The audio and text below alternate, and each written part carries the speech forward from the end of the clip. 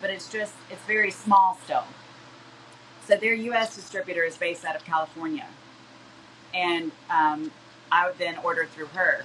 So she gets all the shipment in from overseas and goes through all that, and then she then distributes it to the wholesaler. So yeah, I was super excited to be able to be a part of that and get in on it early in the game. I feel like, but yeah, I love this stuff. And just like with hair products, I'm not going to tell you that I like it or even use it on you if it doesn't work. Like, I'm going to Right. try everything before.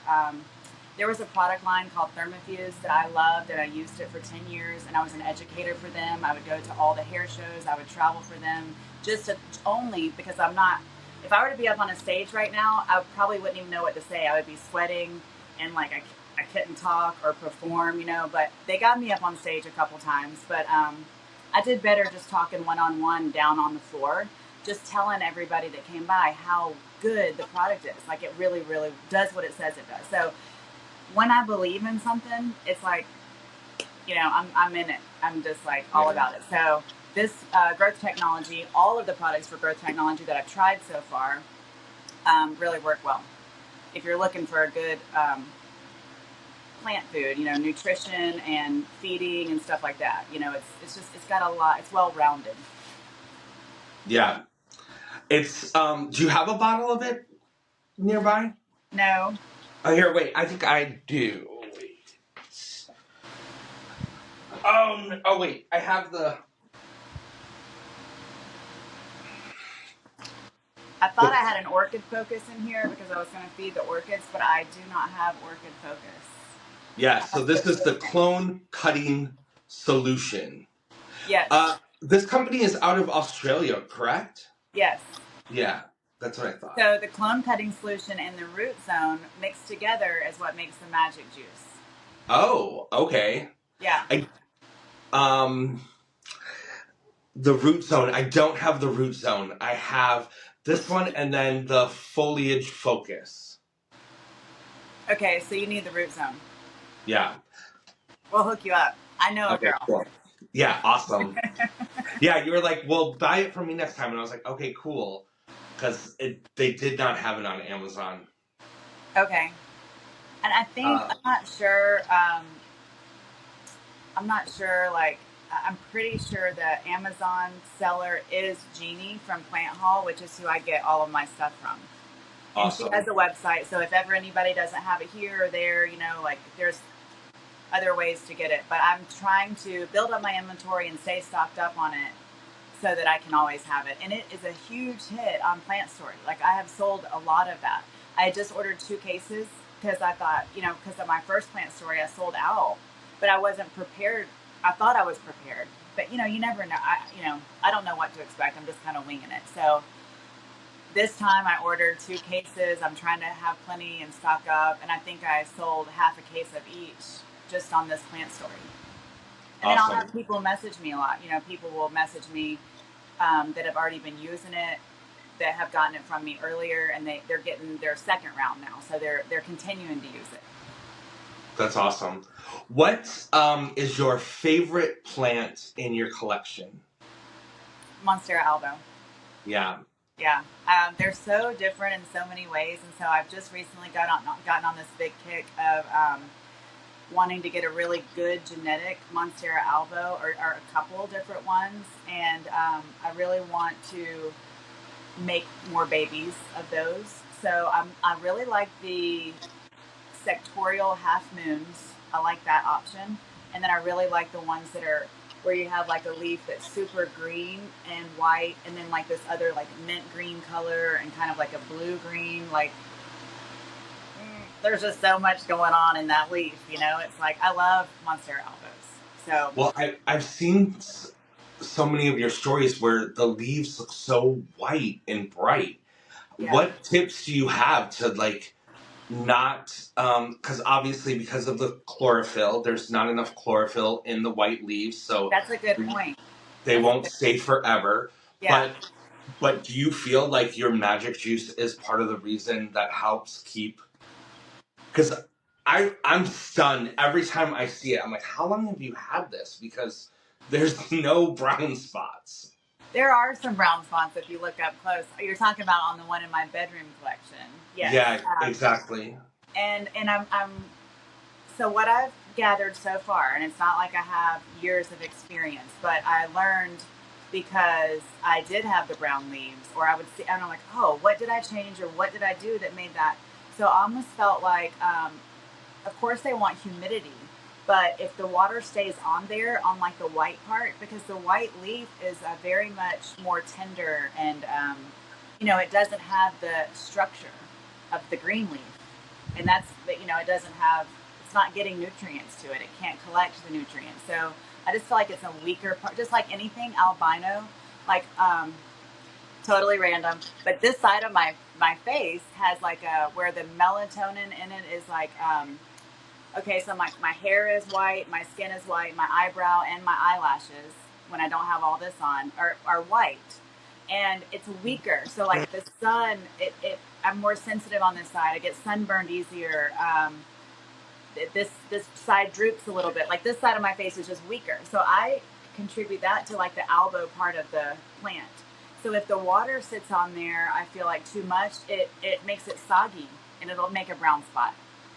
If the light is hitting it too much, they need more light, obviously, because they're not collecting the light like they could. But if the light is too close or too much, it'll get crispy. So I think you have to, in your surroundings, you have to remember those couple of tips and find what works for you. But as far as the magic juice, that's more of a propagating thing. The growth technology foliage focus is what I feed these with, and I've started adding a little bit of the root zone just to kind of strengthen the roots, because if you have good roots, you're going to have a better plant. It's going to be able to take in the nutrients and all that kind of stuff. But the foliage focus has silica in the ingredients. If you have a foliage focus, you can look at the back and you can see where it's got like calcium, magnesium. It's got all the good stuff, and it has silica already in it. And then they have a foliage spray. I have it actually in here. I love using this stuff. Sometimes I'll go through this GT. It's a foliar spray, and this is a silica. It's got amino acids, 3 types of kelp, fluvic acid, silicon, and then a wetting agent is what it says the ingredients are. But like if I were to like spray this, I just kind of do it like in a veil, and it kind of mists over everything. And I think that really also helps to feed the plants through their leaves the good stuff that they need, that helps them stay in looking good, whether it be the elbows or really anything. But I think it's more important to have a little bit of silica or silicon, however you say it, with the elbows. I think that kind of helps to plump up the cellular structure, because like I said, the white is weaker than the green part. Does any of that yeah, it all resonates. It all makes sense. How long have you been doing hair? How long have I been doing hair? Your whole life, like me? Yeah, I mean, pretty much. Yeah. Since 2001. What year was 9/11? 2001? Yes, 2001, because Kylie, Yeah.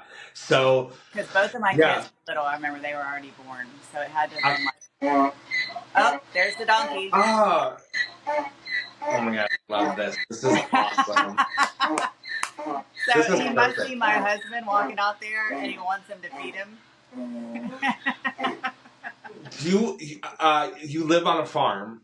Yeah, well, it's a little mini farm. We have a horse and a donkey. We have dogs, and I'd eventually like to have chickens one day, but I wasn't sure if the dogs would eat the chickens, and that wouldn't be cute. Yeah.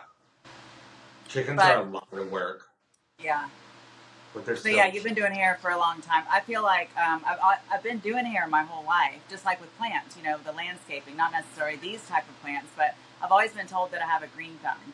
And I think it's when you have that passion for hair, passion for plants, whether you're 100% like know how to do something, if you love it, you're going to figure it out. You're going to keep going because you have a passion for it. So like with hair, I remember thinking, I don't know how to do balayage, or I don't know how to do, or whatever, like, that looks too difficult for me or whatever. But then you just, I just think it's a natural for me. So I feel like hair and plants are kind of a natural for me. if that makes sense. And so Yeah, I've and I been think doing it for anybody that wanted, their hair or makeup done in high school, or, my friends needed a haircut, or they wanted me. I've done hair, literally my whole life, but I've been doing it legally, for about 13 years or so, after I went to school and got my license for it. So, well, and I think that's very true. It's part of our DNA as hairdressers to want to make people feel good, and I feel like plants does the same. Like you give a plant as a gift to a friend, and they're constantly giving you updates, and it's just a feel good thing. it's So I see. rewarding. Yeah, it's very rewarding. Tell me a little bit about what makes Dig It Dirt so good. Okay, so I feel like what is different about the Dig It soil than just an average aeroid soil. I mean, it is an aeroid mix or soil, however you want to say it. And I start with all the basics. I got my recipes on Instagram and from different things, and it's kind of like what I do with cooking. I will take a recipe, or I'll see something and get an idea from that recipe, but I kind of use it as a guide. But I'm not so good with measuring. Like, I can never be a baker because I'm not good at measuring the exact this or doing the same thing every time. So, but my basics are now, I've made enough of it and had success with it, where I go beyond just the basics of the mediums, like the perlite and the wood chips and the worm castings and the cocoa. I do a little cocoa peat, and then also the cocoa chunks, vermiculite, perlite, 2 or 3 different sizes of perlite. I feel like just, fancy it all Yeah, up. But then I add aerated. like all the extra nutrients that you would have to buy separately, like 5 or 6 different things, like microinoculant and like kelp, and I do like a jumpstart fertilizer from Happy Frog, Happy Farm Frog. I forget what it's called. Stuff like I would use in my garden, not Black Yeah. Cow, but organic bionutrients and microfungi and that sort of thing. I go ahead and add all of that to the bag of soil. So for somebody who not like me or you, because I mean we use about, like, I mix a big wheelbarrow full at a time, and now I'm making more of it, and bagging it up. But I mean, I can go through a lot of soil myself. Like, I need that big wheelbarrow full. But somebody that has, they're not repotting all the time like we are, and stuff like that. They can get a gallon of that soil and repot a couple of 2 or 3 pots of things that they have. And from my feedback on, and they have something to compare it to. I've pretty much started off using this from the beginning and then decided to sell it. But they have other soils that they've purchased, to compare it to, and then the soil that obviously their plant comes in or whatever. So when they repot it in the Dig It soil, they give me the feedback that it's just the growth and the way the plant looks is just so much better than just the soil they had it in or soils they've used before. Because it does have, I mean, even if you didn't give it the growth technology, even if you didn't do anything to it, it already has everything in it to make it an amazing plant. And A then you add premium that soil. growth technology, or I want to set people up for success. I'm not going to just hand you a plant and be like, oh, good luck. You know what I mean? I want it to be a good plant. I want everybody to succeed with getting a plant. So I also Yeah. do rehabs. Like, so when people have bought plants from me, like my clients or whatever, have bought plants from me, and then they're like, oh, I don't, especially in the wintertime, we had a lot of issues with overwatering. So I've had a couple people like bring it to me, and I'm like, I go like this, I just tug on it, and it just comes right out because there's no roots. And I'm like, oh. So, then I give them the whole lesson on how you have to back off and in the wintertime, all that kind of stuff. But I've got several now that I'm rehabbing for them. So I've got it in the root zone in the clone cutting solution, and I've got them rerooting so that I can save their plant for them and give them their plant back. So I got the I whole love that. package. Yeah, that's awesome. And then that will have them come back and get other plants because they can trust that they can count on your advice, which is really, really great. Where did you come up with She Digs Dirt? Um,